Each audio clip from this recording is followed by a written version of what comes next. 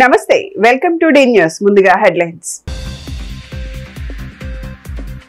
Telugu Desam party నూతన అధ్యక్షులుగా ఎంపికైన సుధాకర్ తో పాటు కార్యవర్గ సభ్యులను మర్యాదపూర్వకంగా కలిసిన కేశినేని శివనాథ్.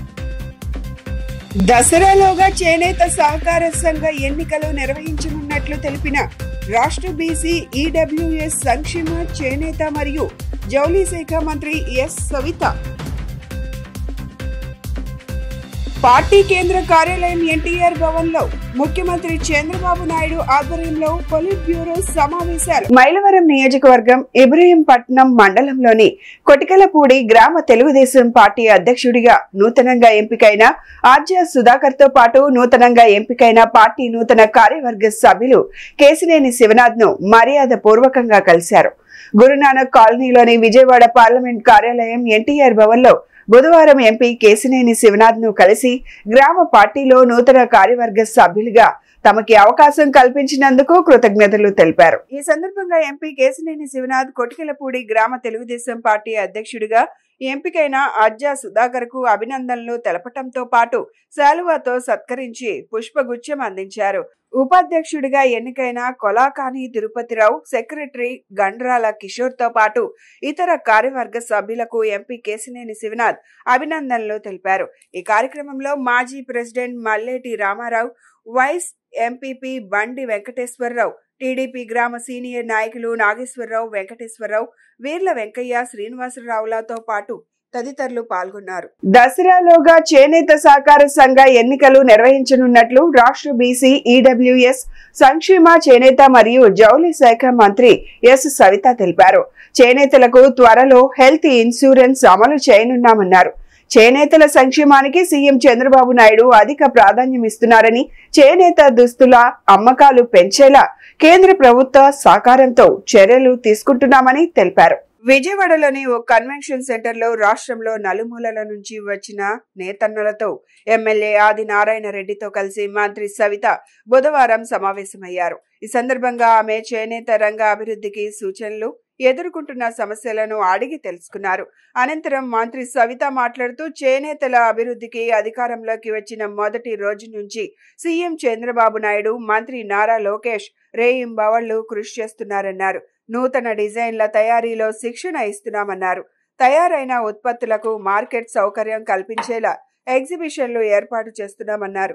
మినీ క్లస్టర్లు, మెగా క్లస్టర్లు ఏర్పాటు చేస్తున్నామని, నూతన టెక్స్టైల్స్ పాలసీ తీసుకొచ్చామని తెలిపారు. 50 ఏళ్లు నిండిన నేతన్నలకు ఎన్టీఆర్ భరోసా పెన్షన్ పథకం 92,724 మందికి 4,000 పెన్షన్ ఇస్తున్నామన్నారు.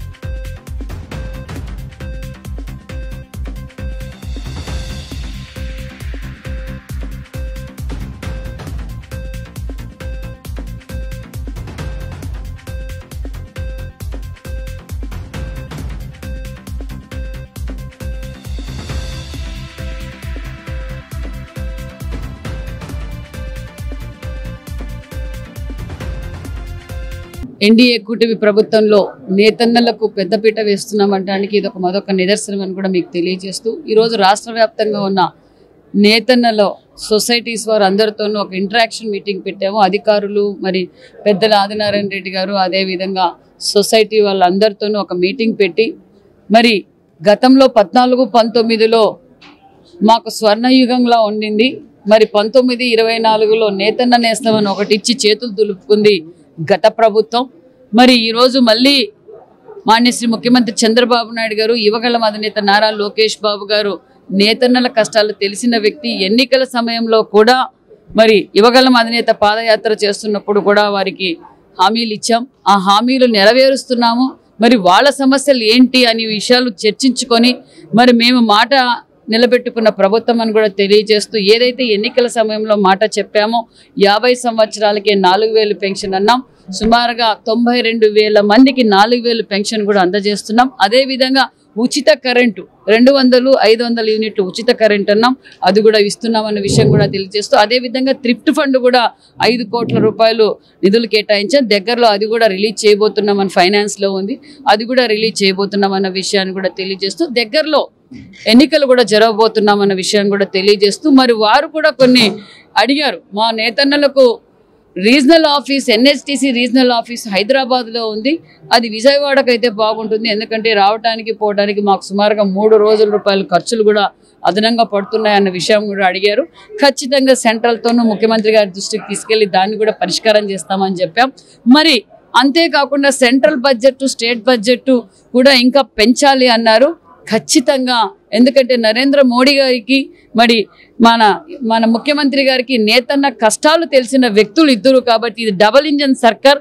ఖచ్చితంగా నేతన్నలకు పూర్వ వైభవం తీసుకొస్తామన్న విషయం కూడా తెలియజేస్తూ, మరి కేంద్రము చేనేతలకు కేటాయించిన బడ్జెట్లో 25% మన రాష్ట్రానికే కేటాయించిందన్న విషయాన్ని కూడా తెలియజేస్తూ, ఇంకా అదనంగా కూడా కావాలి. ఎందుకంటే లాస్ట్ 3 months బ్యాక్ మన చేనేత మినిస్టర్ గారు, సెంట్రల్ మినిస్టర్ గారు కూడా మన ఆంధ్రాకి వచ్చారు. ఖచ్చితంగా ఇక్కడ క్లస్టర్స్ డెవలప్ చేద్దాం. ఖచ్చితంగా నేతలను నేసిన 365 రోజులు నేతన్న పని సభ మంత్రి గారు సమక్షంలో పెట్టిన దానికి చక్కటి పరిష్కార వేదిక. ఏదో ఎలక్షన్ సభ కాదు. వాళ్ళ అభిప్రాయాలు తెలుసుకున్న తర్వాత గౌరవ ముఖ్యమంత్రి గారు, లోకేష్ గారు, మంత్రి గారు కేంద్ర సహకారంతో ఎలా చేయాలి, వాళ్ళ విషయాలు తెలుసుకోవాలా. తెలుసుకున్న తర్వాత అధికారులందరూ కలిసి నిర్ణయించి త్వరగా పరిష్కారం కావాలా. అందులో వాళ్ళు అడిగిన ప్రశ్నలు, మాకు ఎలక్షన్ జరపాలా, ఆప్కో సెటప్ కావాలా, మాకు హెల్త్ ఇన్సూరెన్స్ స్కీమ్ కావాలా, మాకు RRR స్కీమ్ కావాలా, థ్రిఫ్ట్ స్కీమ్ కావాలా, నూనె సబ్సిడీ కావాలా, ప్లస్ రావాల్సిన సెంట్రల్ నిధులు బడ్జెట్ పెంచాలా, రాష్ట్ర బడ్జెట్ పెంచాలా. వీటన్నిటికీ మా మంత్రి గారు అన్ని చక్కటి సమాధానం చెప్పినారు. చెప్పడమే కాకుండా ఇంకా ఏమన్నా ఉంటే మళ్ళీ డిస్కస్ చేస్తాం. చేసిన తర్వాత దానికి కూడా పరిష్కారం ఎలక్షన్లు అక్టోబర్ లోపల జరుపుతామనే విషయం చెప్పడం జరిగింది. 3 రోజుల పాటు తెలుగుదేశం పార్టీ మహానాడును నిర్వహించనున్నారు. పార్టీ కేంద్ర కార్యాలయం ఎన్టీఆర్ భవన్ లో ముఖ్యమంత్రి చంద్రబాబు నాయుడు ఆధ్వర్యంలో పొలిట్ బ్యూరో సమావేశం నిర్వహించారు. తెలుగుదేశం పార్టీ మహానాడు నిర్వహణపై ఈ సమావేశంలో చర్చించారు. గత ఏడాది ఎన్నికల షెడ్యూల్ కారణంగా మహానాడును నిర్వహించలేదు. ఇప్పుడు అధికారంలోకి వచ్చినందున ఈ ఏడాది భారీగా జరపాలని భావించారు. పహల్గాంలో ఉగ్రవాదుల దాడిలో ప్రాణాలు కోల్పోయిన జవాన్లకు సంతాపం తెలియజేశారు. ఈ పరిస్థితుల దృష్ట్యా మహానాడు వేడుకను 3 రోజులు నిర్వహించాలా వద్దా అనే అంశంపై కొంతమేర చర్చ జరిగినప్పటికీ ఇప్పుడు యుద్ధం లేకపోవడంతో పాటు రాష్ట్రంలో పరిస్థితులు అనుకూలంగా ఉండటంతో 3 రోజుల పాటు మహానాడును నిర్వహించాలని నిర్ణయించారు. ఈ నెల 27, 28, 29 తేదీల్లో కడప జిల్లాలో మహానాడు జరగనుంది. 29న భారీ బహిరంగ సభ నిర్వహించాలని నిర్ణయించారు. 29న మధ్యాహ్నం నుంచి బహిరంగ సభ జరగనుంది. ఈ మేరకు లోకేష్ ఆధ్వర్యంలో జరిగిన మంత్రులు, పార్టీ ప్రతినిధుల భేటీలో ప్రాథమికంగా నిర్ణయం తీసుకున్నారు. ప్రతి కమిటీలో ఆ జిల్లాకు సంబంధించిన పొలిట్ బ్యూరో సభ్యుడు, పార్టీ సీనియర్ నేత శ్రీనివాస్ రెడ్డి ఉన్నారు. మంత్రి లోకేష్ ఆధ్వర్యంలో జరిగిన సమావేశంలో మంత్రులు నారాయణ, గొట్టిపాటి రవి, అనగాని, డోలా, బాల వీరాంజనేయ స్వామి, రామానాయుడు, ఫారూక్, రాష్ట్ర పార్టీ అధ్యక్షులు పల్లా శ్రీనివాసరావు తదితరులు పాల్గొన్నారు. మహానాడు ఏర్పాట్లకు సంబంధించి మంత్రులకు బాధ్యతలు అప్పగించారు. అలాగే ఈ రోజు మధ్యాహ్నం ముఖ్యమంత్రి చంద్రబాబు నాయుడు అధ్యక్షతన నిర్వహించే పొలిట్ బ్యూరోలో మహానాడు ఏర్పాట్లపై లోకేష్ ఆధ్వర్యంలోని మంత్రుల కమిటీ నివేదిక ఇచ్చారు. జాతీయ రహదారి 16తో అనుసంధానం అయ్యేలా సీడ్ యాక్సిస్ రోడ్లోని E3 రహదారి పనులు త్వరలో మొదలు కానున్నాయి. 593.03 కోట్లతో 3.5 కిలోమీటర్ల మేర నిర్మించనున్న ఈ రహదారికి త్వరలో టెండర్లు పిలవనున్నట్లు సమాచారం వెలువడింది. వంతెనలు, అండర్ పాస్లు, 6 లేన్ల ఎలివేటెడ్ కారిడార్ తో నిర్మించే ఈ రహదారి ప్రకాశం బ్యారేజీ వద్ద మొదలై మణిపాల్ ఆసుపత్రి వద్ద నేషనల్ హైవేతో రాజధాని అమరావతిని కలుపుతుందని అధికారులు తెలిపారు.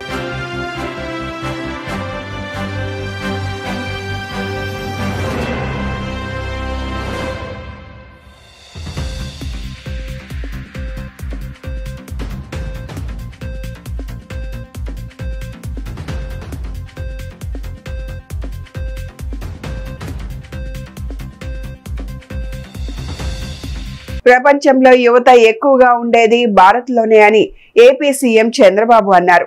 ఆర్థిక సంస్కరణలతో ప్రభుత్వ ప్రైవేట్ భాగస్వామ్యం వచ్చిందని చెప్పారు. అప్పుడప్పుడే వస్తున్న ఐటీని సద్వినియోగం చేసుకున్నామన్నారు. విజయవాడలో పశుసంవర్ధక శాఖ ఆధ్వర్యంలో నిర్వహించిన టెక్ ఏఐ కాంక్లేవ్ సీఎం ముఖ్య అతిథిగా హాజరై మాట్లాడారు. ప్రభుత్వ ప్రైవేట్ భాగస్వామ్యంతో ఏ పనైనా సులువుగా చేసుకునే పరిస్థితి వచ్చిందన్నారు. గతంలో ఎక్కడ చూసినా వాహనదారులు గుంతలతో కనిపించేవన్నారు. ప్రభుత్వ ప్రైవేట్ భాగస్వామ్యంతో రోడ్లను చక్కగా నిర్మించారన్నారు. ఇప్పుడు ఎక్కడ చూసినా జాతీయ రహదారుల అభివృద్ధి జరుగుతుందన్నారు. సంపద సృష్టించాలి, ప్రజలకు అందించాలి, పేదరికం లేని సమాజమే లక్ష్యంగా పెట్టుకున్నామన్నారు. రైతుల ఆదాయం రెట్టింపు చేస్తున్నామన్నారు. తాను ఎప్పుడు విద్యార్థిగానే ఉంటా, అనునిత్యం కొత్త విషయాలు తెలుసుకుంటానని, సాంకేతికత ప్రతి ఒక్కరికి అందుబాటులో ఉందన్నారు.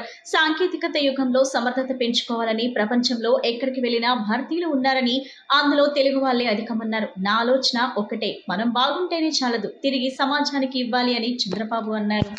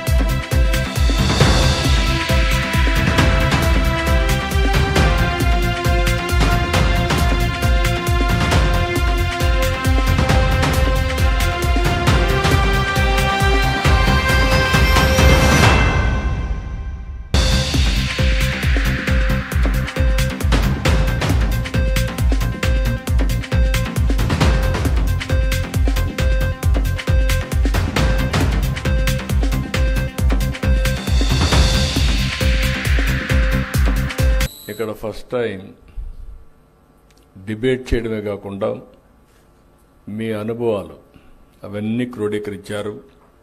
అవన్నీ క్రోడీకరించి లైవ్ స్టాక్ ఎట్టుండాలి, ఏ విధంగా ఉంటే లాభాలు వస్తాయి, ఏ విధంగా ఉంటే లాంగ్ టర్మ్లో సర్వైవ్ అవుతుంది, ఏ విధంగా మనం ముందుకు పోవాలనే విషయాలు మాట్లాడారు.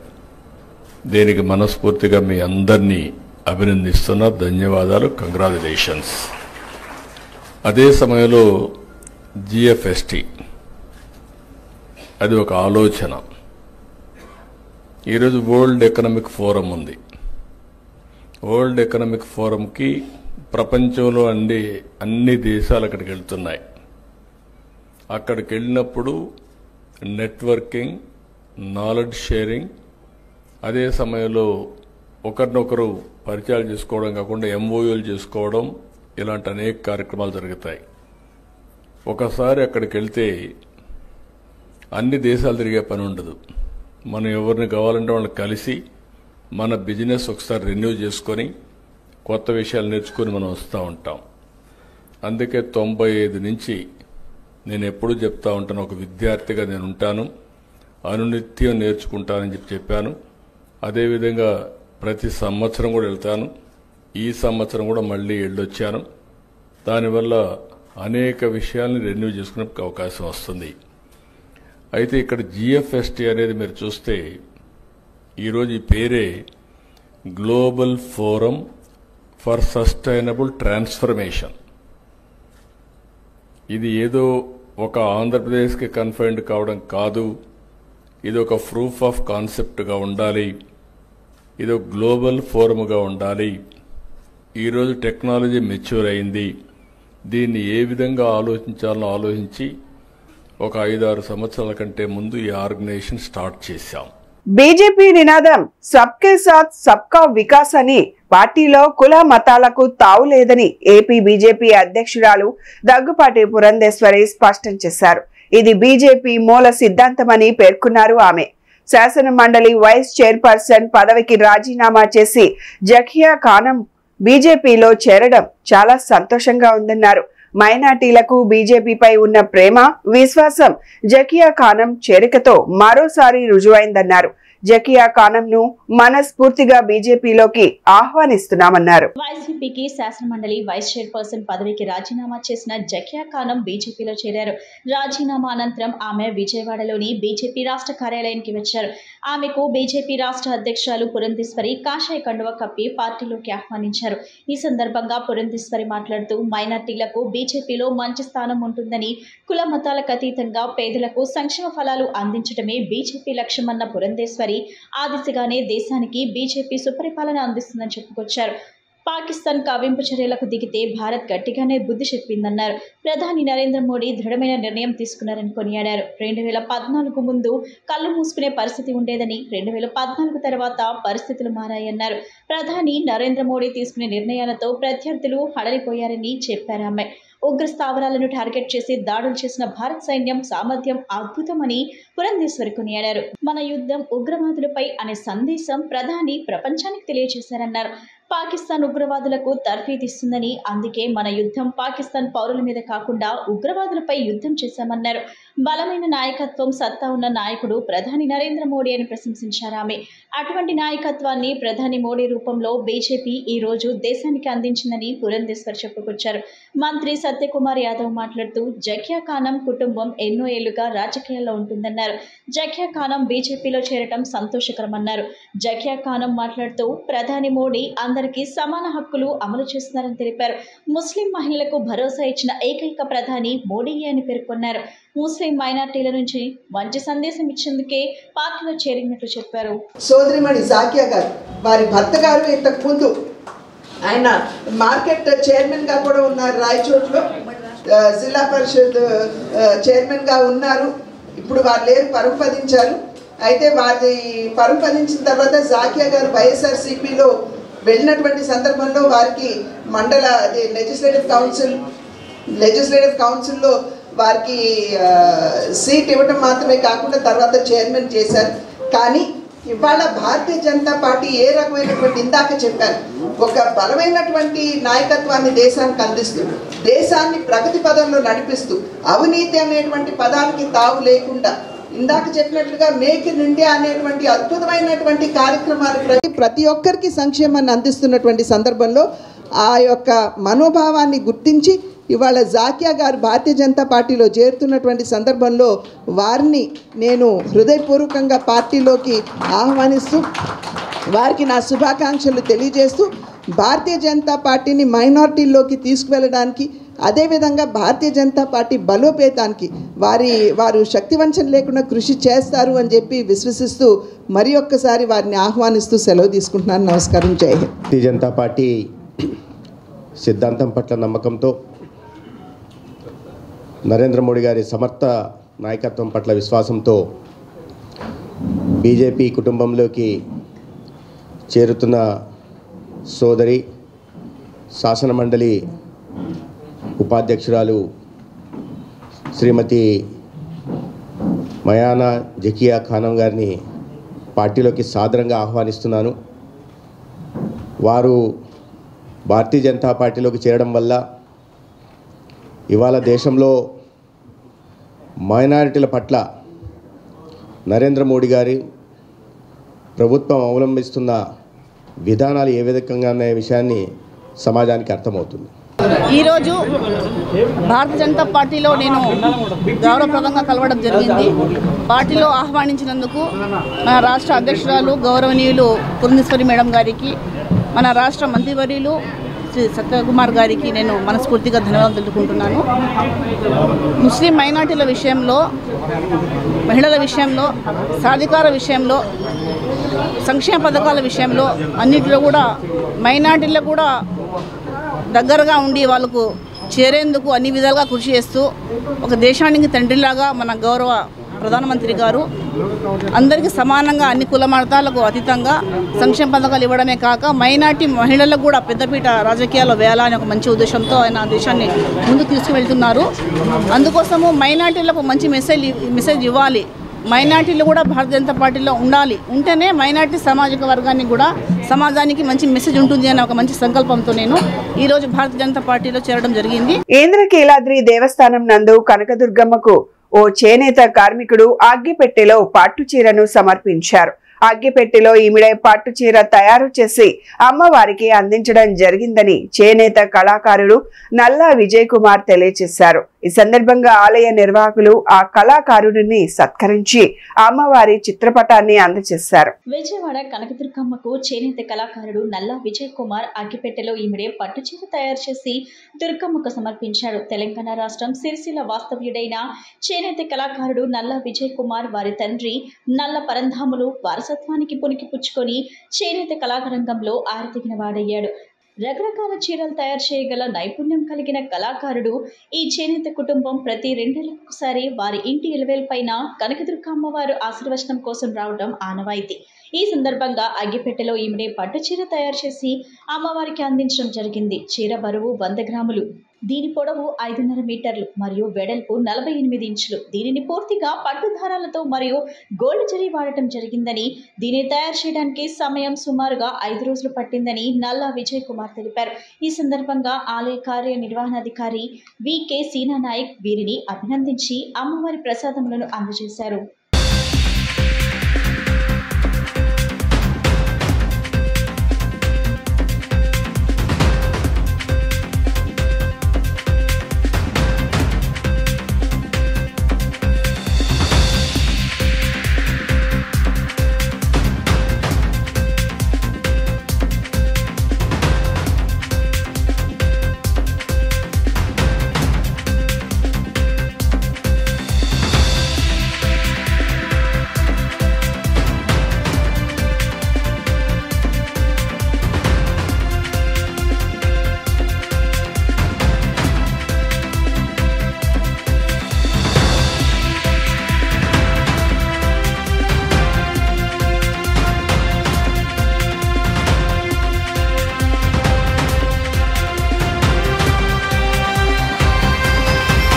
సిబిఎస్ఈ 10వ తరగతి ఫలితాలలో సెయింట్ జాన్స్ విద్యార్థులు ప్రపంచం సృష్టించారు. ఈ సందర్భంగా విద్యార్థులను తల్లిదండ్రుల సమక్షంలో సన్మానించారు.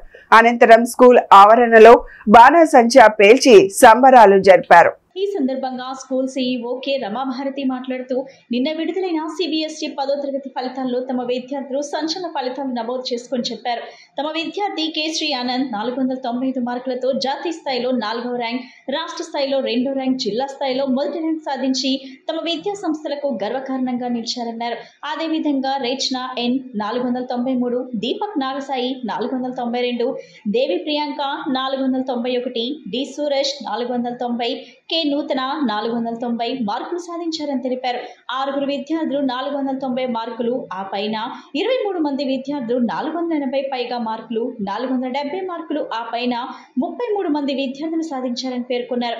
85% యావరేజ్తో సిబిఎస్ఈలోనే సంచలన విజయం నమోదు చేశారని తెలిపారు.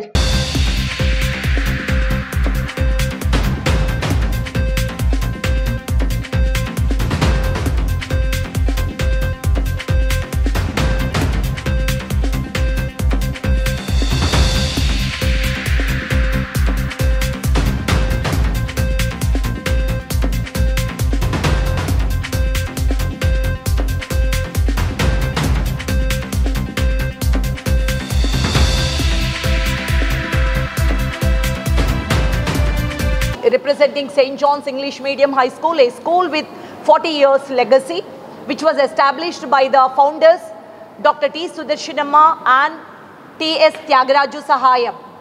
And the school is now headed by the correspondent Mr. T. Suman Tyagaraj. And this school is located in Gundadala, Vijayawada. And ee roju ikkada dadapu 33 students ni CBSE board examination, all India secondary school examination 2025 top students ga scorers ga unna 33 children ni appreciate cheyadaniki memandaram ikkada gather ayyi unnamu. 495 marks out of 500 student marks ochina student Sri Anant achieved this score in 2025 CBSE 10th board exams lo. So and also 490 above 6 students achieved out of 500 andi.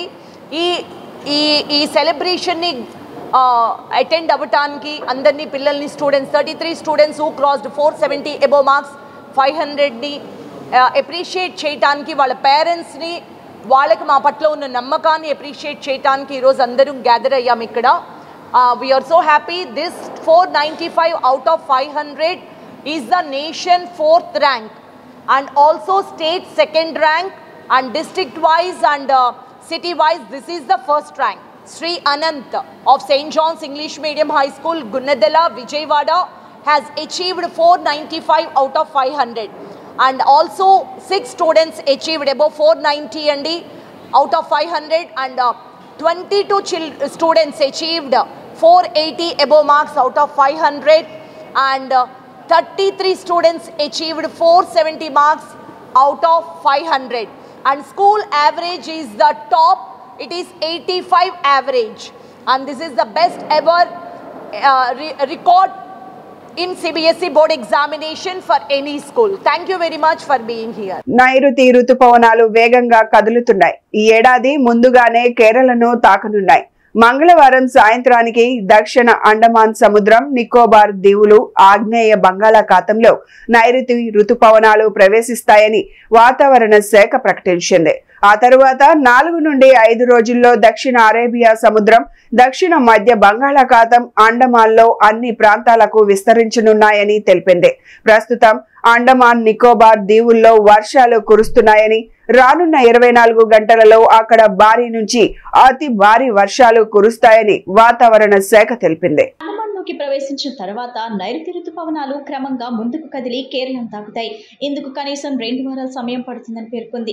ఈ నెల 27 నాటికి రుతుపవనాలు కేరళను తాకవచ్చునని అంచనా వేసింది. గత ఏడాదితో పోలిస్తే ఈసారి 3 రోజుల ముందుగా రుతుపవనాలు కేరళను తాకనున్నట్లు వాతావరణ శాఖ అధికారులు చెబుతున్నారు. మరోవైపు తెలుగు రాష్ట్రాల్లో భిన్న వాతావరణం కొనసాగుతుంది. ఒకవైపు ఎండలు, మరోవైపు అకాల వర్షాలతో ప్రజలను ఇబ్బందులు పెడుతున్నాయి. సోమవారం ఏపీలో 40 నుంచి 42 డిగ్రీల మధ్య గరిష్ట ఉష్ణోగ్రతలు నమోదయ్యాయి. శ్రీకాకుళం, విజయనగరం, మన్యం, కాకినాడ, తూర్పుగోదావరి జిల్లాల్లోని 29 మండలాల్లో తీవ్రంగా, శ్రీకాకుళం, విజయనగరం, మన్యం, అల్లూరి, అనకాపల్లి, తూర్పుగోదావరి, కాకినాడ, కృష్ణా జిల్లాల్లోని మరో 41 మండలాల్లో వడగాల్పులు ప్రభావం చూపాయి. ఈ నెల 14వ తేదీ నుంచి రాయలసీమ, దక్షిణ కోస్తాలో వర్షాలు పెరుగుతాయని వాతావరణ శాఖ పేర్కొంది. ఇటు తెలంగాణలోని కొన్ని జిల్లాల్లో మంగళ, బుధవారం తేలికపాటి నుంచి ఓ మోస్తరు వర్షాలు పడే అవకాశం ఉందని, అక్కడక్కడ భారీ వర్షాలు పడే అవకాశం ఉందని పేర్కొంది. తెలంగాణ రాష్ట్రంలో రానున్న 2 రోజులు తేలికపాటి వర్షాలు కురిసే అవకాశం ఉన్నట్లు వాతావరణ శాఖ తెలిపింది. దక్షిణ ప్రాంత జిల్లాల్లో తేలికపాటి వర్షాలు, కొన్ని చోట్ల మోస్తరు వర్షాలు కురిసే అవకాశం ఉందని తెలిపింది. మరాఠ్వాడా నుంచి అంతర్గత కర్ణాటక, తమిళనాడు మీదుగా గల్ఫ్ ఆఫ్ మన్నార్ వరకు కొనసాగిన ఉపరితల ద్రోణి బలహీనపడింది. కాగా సోమవారం ఖమ్మంలో అత్యధికంగా 41 డిగ్రీల సెల్సియస్ గరిష్ట ఉష్ణోగ్రత నమోదైంది. కనిష్ట ఉష్ణోగ్రత మెదక్లో 25.3 డిగ్రీల సెల్సియస్ గా రికార్డైంది. రానున్న 2 రోజుల్లో రాష్ట్రంలో ఉష్ణోగ్రతలు మరింత పెరిగే అవకాశం ఉందని వాతావరణ శాఖ తెలిపింది.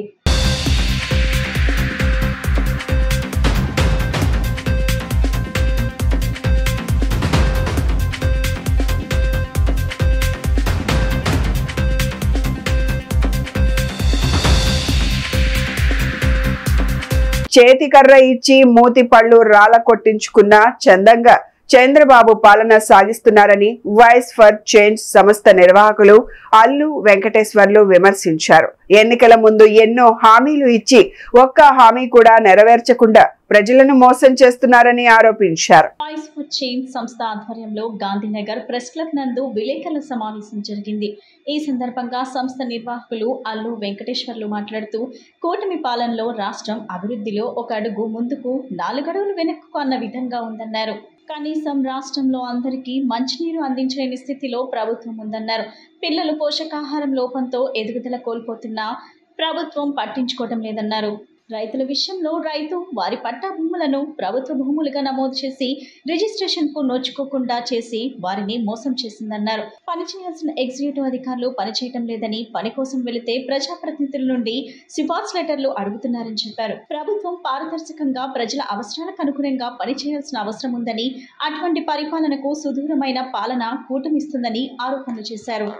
2024 సంవత్సరం సార్వత్రిక ఎన్నికల్లో ఆంధ్రప్రదేశ్ రాష్ట్రం సర్వభూమి అనగా 1,62,970 చదరపు కిలోమీటర్లో చరాచర జీవుల సాక్షిగా ప్రస్తుత ఆంధ్రప్రదేశ్ రాష్ట్ర ముఖ్యమంత్రి నారా చంద్రబాబు నాయుడు అనేక ఎన్నికల హామీలు వాగ్దానాలు ఇచ్చి అధికారంలోకి వచ్చి సంవత్సరం అయినా కూడా ఈరోజు ప్రజల పరిస్థితి ఎలా ఉందంటే చేతికర్రిచ్చి మూతి పళ్ళు రాళ్ళు కొట్టించుకున్నట్లుంది ఒక మాటలో చెప్పాలంటే. ఎందుకంటే ఏ రంగంలో చూసినా కూడా ఒక అడుగు ముందుకు 4 అడుగులు వెనక్కి. కారణం ఏంటంటే ఆంధ్రప్రదేశ్లో ప్రజలు చాలా సహనం కలిగిన వాళ్ళు. వీళ్ళ సహనానికి పరీక్షగా ఆంధ్రప్రదేశ్ రాష్ట్రంలో 40,000 ఆవాస ప్రాంతాలలో రివర్స్ ఆస్మోసిస్ అంటే రక్షిత త్రాగునీరు అందించడానికి ప్లాంట్లు ఏర్పాటు చేయడానికి జస్ట్ 2,000 కోట్ల రూపాయలు సరిపోతాయి. కానీ మన రాష్ట్ర బడ్జెట్ ఒక సంవత్సరానికి 2,50,000 కోట్లు అంటే 1% ఖర్చు పెడితే రాష్ట్రం మొత్తానికి గొంతు తడుస్తుంది. అయితే చంద్రబాబు నాయుడు గత ఎన్నికల హామీగా ప్రతి ఇంటికి తెల్లారేపాటికి తలకాయికి 3 లీటర్ల రక్షిత త్రాగునీరు డోర్ డెలివరీ ఇస్తానన్నాడు. మరి ప్రస్తుతం ఎండాకాలం, పోయిన ఎండాకాలంలో ఎలక్షన్ జరిగితే మళ్ళీ ఎండాకాలం కూడా వచ్చింది. ఇంతవరకు దాని ఆచూకీ లేదు. నిమ్మకి నీరెత్తున్నాడు. అంటే ఆంధ్రప్రదేశ్లో ప్రజలు గుడ్డిగా చంద్రబాబు నాయుడిని అభిమానిస్తున్నారని చెప్పేసి, అడిగే నాదులు లేడని చెప్పేసి, ముఖ్యమంత్రి నిధులు పుష్కలంగా ఉన్నా కూడా పంచభూతాల్లో ఒకటి మన ప్రాణాన్ని కాపాడే వస్తువు అనేటువంటి త్రాగునీటికి ప్రాధాన్యత ఇవ్వలేదు అంటే ఇతను ముఖ్యమంత్రిగా ఎంతవరకు సమర్థుడో మనకు తేటతెల్లమవుతుంది. విద్యారంగంలో సముచిత మార్పులు, ఉపాధ్యాయులకు రావాల్సిన ఆర్థిక బకాయిలు ప్రధాన డిమాండ్లుగా ధర్నా తలపెట్టామని ఆంధ్రప్రదేశ్ టీచర్స్ ఫెడరేషన్ ప్రధాన కార్యదర్శి భానుమూర్తి స్పష్టం చేశారు. గత ప్రభుత్వం అవలంబించిన విధానాలనే కూటమి ప్రభుత్వం కూడా అవలంబిస్తుందని ఆరోపించారు. ఆంధ్రప్రదేశ్ టీచర్స్ ఫెడరేషన్ ఆధ్వర్యంలో బుధవారం ధర్నా చౌక్ లో ధర్నా జరిగింది. ఈ కార్యక్రమంలో 26 జిల్లాల నుండి ఏపీటీఎఫ్ ప్రతినిధులు, ఉపాధ్యాయులు పెద్ద సంఖ్యలో హాజరయ్యారు. ఈ సందర్భంగా ఫెడరేషన్ ప్రధాన కార్యదర్శి భానుమూర్తి మాట్లాడుతూ, గత వైసీపీ ప్రభుత్వం అనుసరించిన ప్రజా వ్యతిరేక విధానాలను ఈ ప్రభుత్వం కూడా అనుసరిస్తుందన్నారు. 117 జీవోను రద్దు చేస్తామని చెప్పి ఇంతవరకు అమలు చేయలేదన్నారు. గత ప్రభుత్వం 3-4 తరగతులను హైస్కూల్లో విలీనం చేసిందని, ఈ ప్రభుత్వం 1-2 తరగతులను కూడా హైస్కూల్లో విలీనం చేయటం దుర్మార్గమైన చర్య అన్నారు. గత ప్రభుత్వం తెలుగు మాధ్యమాన్ని పూర్తిగా రద్దు చేసిందని, ఆ విధానాన్ని ఈ ప్రభుత్వం కూడా కొనసాగిస్తుందన్నారు. సిపిఎస్ రద్దు చేస్తామని ఇంతవరకు చేయలేదన్నారు. ప్రభుత్వం తన విధానాలను మార్చుకోకపోతే ఉద్యమాన్ని మరింత ఉధృతం చేస్తామన్నారు. రాష్ట్ర విద్యా వ్యవస్థలో జరగాల్సిన మార్పుల గురించి, డిమాండ్ల పైన, విద్యా వ్యవస్థనే బలోపేతం చేసే దిశగా కొన్ని సూచనలు చేస్తూ, అలాగే ఉద్యోగులకు సంబంధించిన పిఆర్సీ కమిటీని అపాయింట్ చేయాలని, ఇంటరిమ్ రిలీఫ్ని రిలీజ్ చేయాలని, అలాగే డిఏలను మంజూరు చేయాలని, దీని మీద ఏదైతే ఏపీటీఎఫ్ రాష్ట్ర నాయకత్వం పిలుపు మేరకు జరుగుతున్న ధర్నా కార్యక్రమానికి ఏపీ ఎన్జిఓస్ అసోసియేషన్ మరియు ఏపీజేఏసీ మా సాలిడారిటీని ఎక్స్టెండ్ చేస్తున్నాం. ఈ సందర్భంగా ప్రభుత్వానికి కూడా తెలియజేస్తున్నాం, ఏ అయితే పిఆర్సీ కమిటీ 2023 జూన్లో పిఆర్సీ ఇంప్లిమెంట్ చేయవలసి ఉంది, మరి 2025 మే వచ్చినా కూడా ఇంతవరకు పిఆర్సీ కమిటీని అపాయింట్ చేయని పరిస్థితి ఉంది. అందువల్ల తక్షణమే పిఆర్సీ కమిటీని అపాయింట్ చేయాలని, ఇంటీరియం రిలీఫ్ని ప్రకటించాలని ఈరోజు ఆంధ్రప్రదేశ్ టీచర్స్ ఫెడరేషన్ ఆధ్వర్యంలో విజయవాడలోని ధర్నా చౌక్లో ప్రభుత్వం అవలంబిస్తున్నటువంటి విద్యారంగ వ్యతిరేక విధానాలు, పాఠశాలల పరిరక్షణ, అంతేకాకుండా ఉద్యోగులకు రావాల్సినటువంటి ఆర్థిక బకాయిలు, ఇవి ప్రధానమైన డిమాండ్లుగా మేము ఈ ధర్నా కార్యక్రమాన్ని తలపెట్టడం జరిగింది. ఇప్పటికే రాష్ట్ర వ్యాప్తంగా తాలూకా కేంద్రాలలో ధర్నాలు చేశాము. అలాగే 26 జిల్లాలలో పెద్ద ఎత్తున ఉపాధ్యాయులతో ధర్నా చేశాము. ఈరోజు మాకు ఇక్కడ దానికంటే మించి అధికంగా ఉపాధ్యాయులు వచ్చి ప్రభుత్వం పట్ల తమ నిరసన ఇక్కడ వ్యక్తం చేయడం ఇక్కడ రావడం జరిగింది. ఏపీ టీచర్స్ ఫెడరేషన్ ఏదైతే 3 దశల పోరాటానికి పిలుపునిచ్చిందో దానిలో భాగంగా ఈ రోజు రాష్ట్ర వ్యాప్తంగా ఉండేటటువంటి అన్ని జిల్లాల కేడర్ కూడా ఇక్కడికి వచ్చి పెద్ద ఎత్తున ఉద్యమం చేయడం అనేది జరిగింది. ప్రధానంగా మా ఉద్యమం గత ప్రభుత్వం ఏదైతే 117 జీవోలు 117 జీవోలు తీసుకొచ్చిందో ఆ జీవోలో 6 రకాలైనటువంటి పాఠశాలను ఏర్పాటు చేయడం జరిగింది. మరి ఆనాటి ప్రతిపక్షంలో ఉండేటటువంటి లోకేష్ గారు కానివ్వండి, టీడీపీ పార్టీ కానివ్వండి, మేము అధికారంలోకి వస్తే 117 జీవోని రద్దు చేస్తామని చెప్పడం జరిగింది. అయితే దానిని మరింత తీవ్రతరం చేసేటటువంటి జీవో నెంబర్ 21 వీళ్ళు తీసుకురావడం జరిగింది. బులెటిన్ ముగించే ముందు హెడ్లైన్స్ మరొకసారి. తెలుగుదేశం పార్టీ నూతన అధ్యక్షులుగా ఎంపికైన సుధాకర్ తో పాటు కార్యవర్గ సభ్యులను మర్యాదపూర్వకంగా కలిసిన కేశినేని శివనాథ్. దసరాలోగా చేనేత సహకార సంఘ ఎన్నికలు నిర్వహించనున్నట్లు తెలిపిన రాష్ట్ర బీసీ ఈడబ్ల్యూఎస్ సంక్షేమ చేనేత మరియు జౌళి శాఖ మంత్రి ఎస్ సవిత. పార్టీ కేంద్ర కార్యాలయం ఎన్టీఆర్ భవన్ లో ముఖ్యమంత్రి చంద్రబాబు నాయుడు ఆధ్వర్యంలో పొలిట్ బ్యూరో సమావేశాలు. ఇవి ఈనాటి బులెటిన్ అప్డేట్స్. మరొక బులెటిన్ లో మళ్ళీ కలుసుకుందాం. నమస్కారం.